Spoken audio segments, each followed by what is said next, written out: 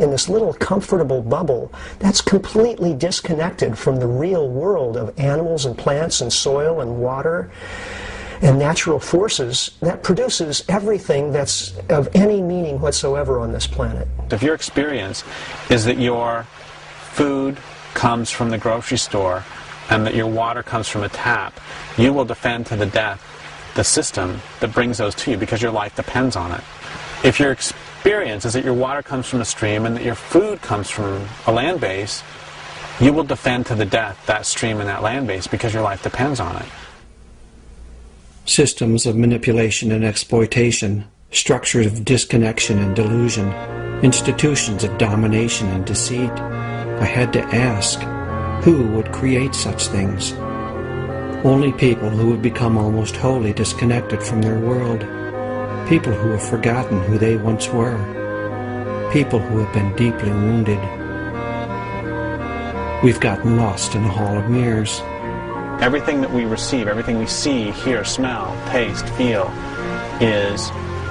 originates in or is mediated by humans and machines. That affects our consciousness. It gives us an inflated sense of our own importance and of what reality is, as if because we've made it, it makes it most real.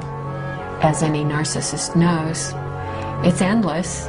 We can never get enough of that reflection of ourselves. What we're really aching for is real relationship.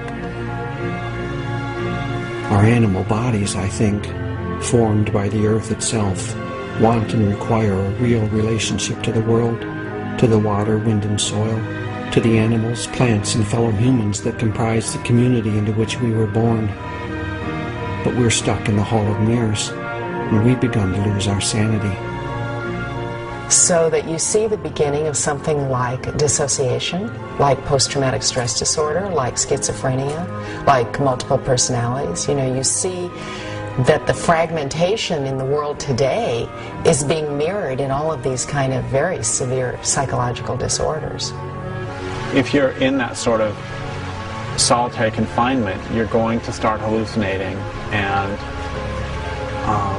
and you may end up believing strange things like the idea that humans are superior. Acting out of that belief of superiority, of entitlement, of invincibility, empire has conquered the world, but that conquering has bounced back on the conquerors, leaving everyone wounded. If the world, the system that we're living in, is harming other people, then that's something that, you know, you can't live with that. So if you look at the people who have been assimilated into empire, and if you look at the imperialists themselves, you find an incredible dissociation from reality. Dissociated from the reality of the planet, we don't act on its behalf. Feeling for nature is diminishing to the degree that people are less desiring and less able to influence policy about nature or to do anything to protect nature or to have any feeling for nature. It's hard to have feeling for it if you never have any contact with it.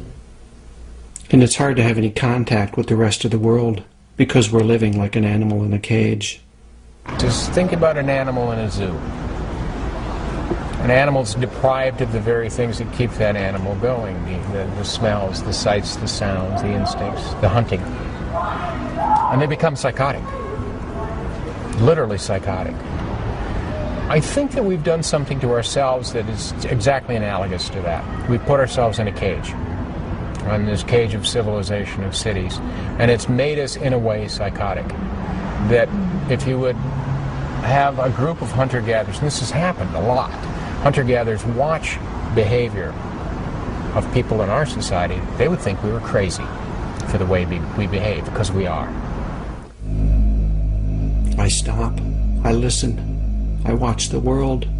The disconnection is everywhere. You learn it as a child.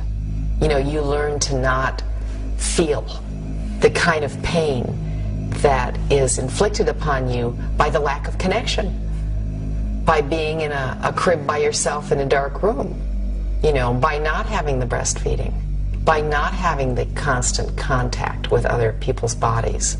Television viewing for children, and I think to some degree for adults, is a training for more hyperactive lifestyles and hyperactive informational systems. And that is putting people into a kind of emotional, psychological state which makes it impossible to relate to nature. So I mean, it's concrete alienation again.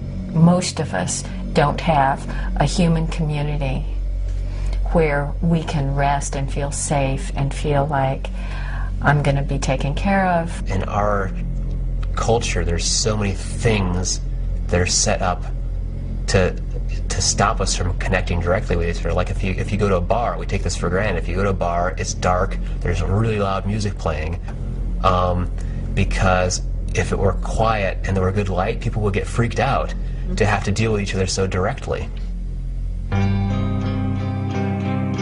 Our economy thrives on this. It's pretty easy to sell stuff to people who are so disconnected from the things that they most need. The stores are filled with bandages for the wounds of empire. Civilization, we've been taught to identify with this larger whole that isn't us. We identify more strongly as civilized than we do as living beings. Over the years, I've begun to break my own identification with the dominant culture, to reconnect with myself as a living creature walking the earth. I'm still not finished with the task, a daunting challenge, and yet one of the most rewarding things I've ever done.